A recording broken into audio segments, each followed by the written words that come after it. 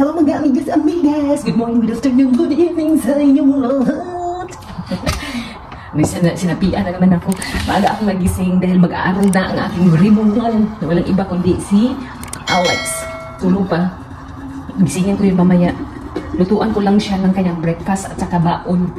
May free naman daw sila doon. Ay, free. Siyempre, binayaran namin yung lunch nila. Snacks na lang ang ipapadala ko sa kanya. Ito lang pala ang ipiprepare ko kay Kuya Alex kasi wala kaming itlog. Magpabili pa ako, mamaya siguro.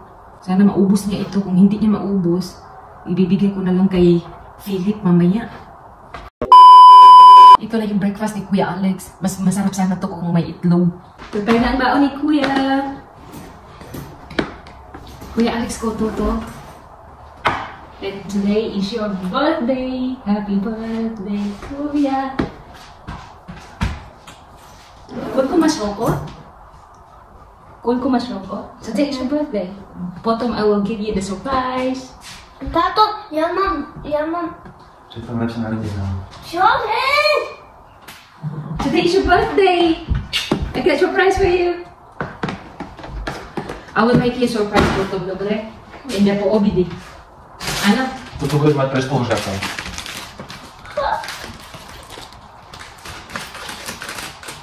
Baputom Kuya Alex ko, dobre? Co? Prespółżaka, masz go to rozda, dobre? Be nice to your kamarad. Mother, I need to bring this. Daj sobie troszkę. For your kamarad? Huh? Dobre. Tato, ko? Tu to będziesz ma, dobre? 7 years old na si Kuya, 7? Tato, tato na natin. Sweet dziewczyna. Nie, ty si dostal... Áno, tretí deň. Ty si dostal vlastne tento narodenie do dalších dopredu. Ito lang yung baon niya. Filip. Ay, hinatid na ni Vladimir si Philip at saka si Alex. Dahil nagpaiwan lang ako. Dahil kailangan ko mag-exercise mamaya. Ang dami ko pang gawaing bahay na gagawin. Dahil ito ang breakfast na naiwan ni Kuya Alex. Hindi niya inubos. Okay lang, at least nakakain naman siya. Ngayon talaga yung first day ni Kuya Alex sa grade 1. Timing pa na birthday niya today. Kahit na 30 minutes yung exercise ko everyday, okay na yun din. Malapit lang naman kasi ang kindergarten at saka yung school ni Kuya Alex. Sabi ko kay Vladimir, hindi na ako sasama. So siya yung naghahatid. Kapag nandito yan si Vladimir, wala akong problema. Siya talaga yung maghahatid sa mga anak namin. Tapos magbisikleta sila. Nasa 8 minutes na lang yun. I-check ko dito yung tinanim ko. Flowers. At saka chili. Naaliw kasi ako sa aking spices. Yung chili na tinanim ko. Ay, tinanim. Binili pala to ni Vladimir. Tapos ngayon, ang daming bunga. Ayan, kitam. Akala ko mamatay na. Ayan, oh. May hinog na nga siya, oh. Kumuha ako dito kahapon. At nilagay ko doon sa soya sauce na may suka.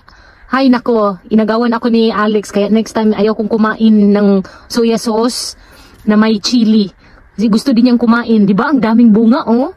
Gagawa ako ng sinamak ba? Kaya kailangan kunin ko itong seeds na ito. Palayain ko na lang siguro. Palayain. Kailangan ko itong pahinugin ng maigi ba? Then kunin ko yung seeds. Next year, itanim ko dyan sa puso ninyo. Charat!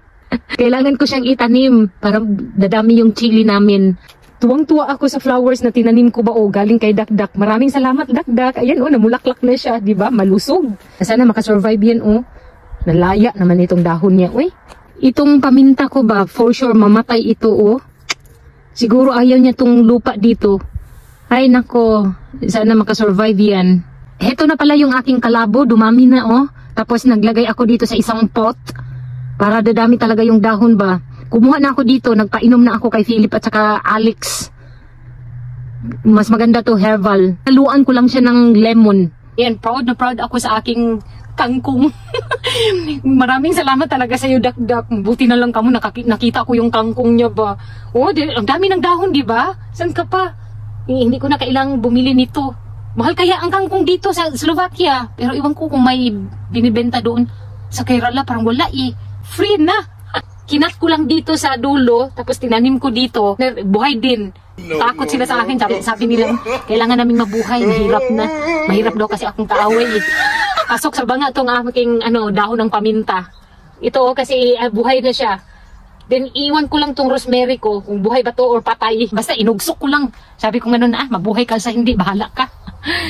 Ang sa akin, try lang naman ito. Kung mabuhay, mas maganda. Kung ayaw, adi patay. Madali lang pala mabuhay ang rose, no? Nilagay ko dito, oh. Buhay na kaagad siya. Ayan. Tapos ilipat ko lang to sa lupa. Nabubuhay yan siya kahit winter. Kaya ilagay ko lang yan siya dito sa labas. Ngayong buwan na ito, unti-unti nang malamig yung weather namin dito kahit na may araw, sa gabi, malamig na ang hangin. Pati sa umaga. Usually ang summer dito, mainit pati hangin. Pero ngayon, nag-change na. Ito na ang simula ng taglamig. Diyos ko. Prepare na ang to the max layer or to the level na mga damit. I'll pick him up, Philip ko. Dobre. Kaalis na pala ako. Susunduin ko na si Philip. Late na ako. 12:30 pa pala ang out ni Kuya Alex. 4 hours lang daw sila doon ngayong week na ito. Kaya si Vladimir doon kay Alex, ako ang kay Philip. Then sabi ko sa kanya, mag-antay na lang kami doon sa park mamaya. Kasi magkaiba naman sila ng building, si Philip at saka si Alex.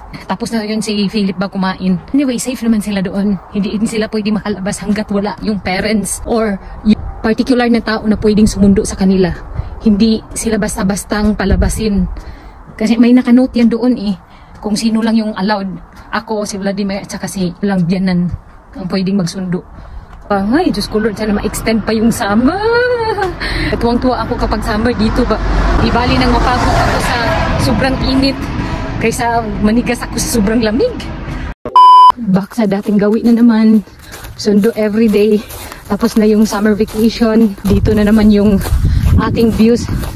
Ay, puro lang kindergarten, school, bahay. Ganyan ang routine ko dito sa Slovakia.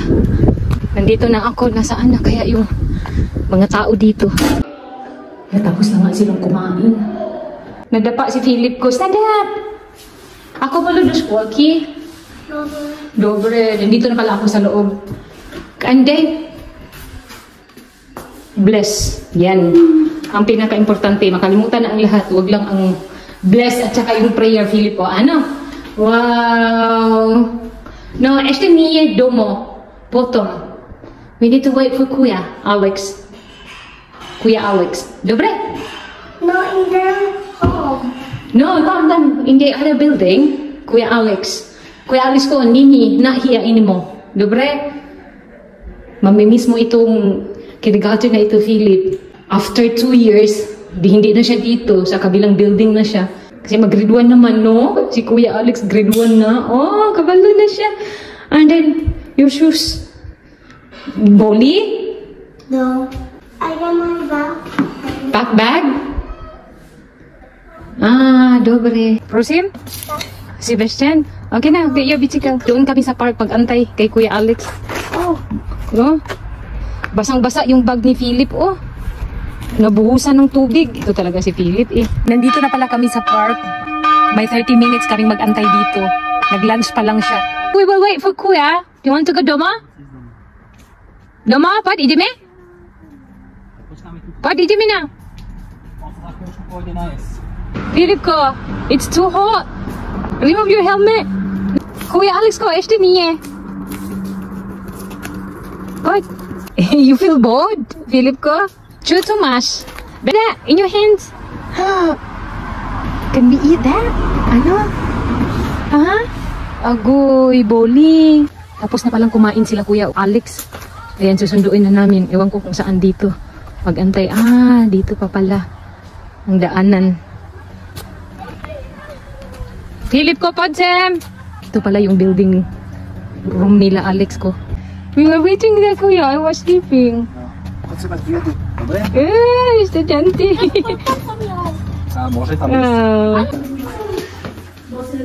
Ito palang room nila. Kay Kuya Alex.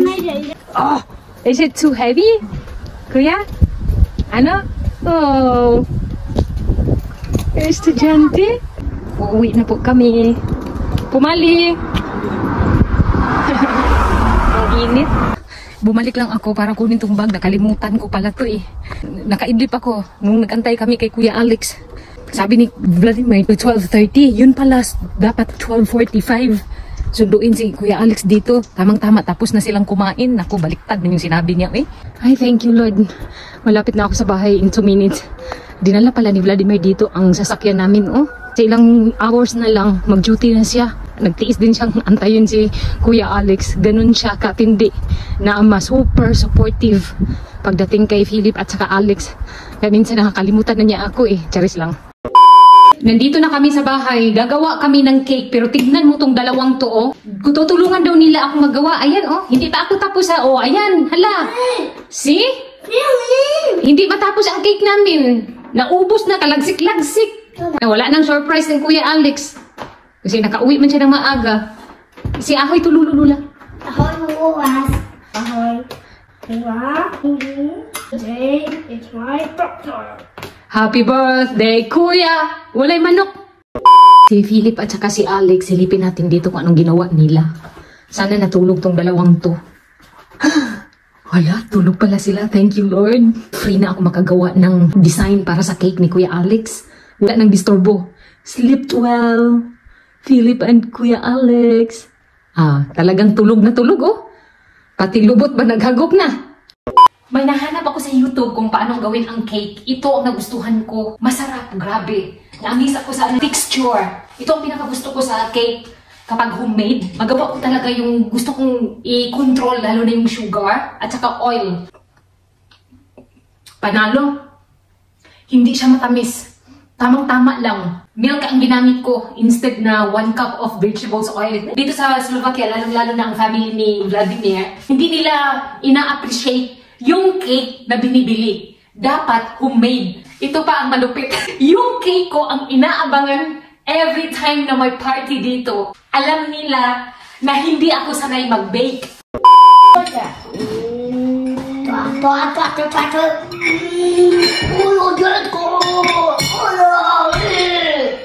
Happy birthday, Kuya! Happy birthday! Happy birthday!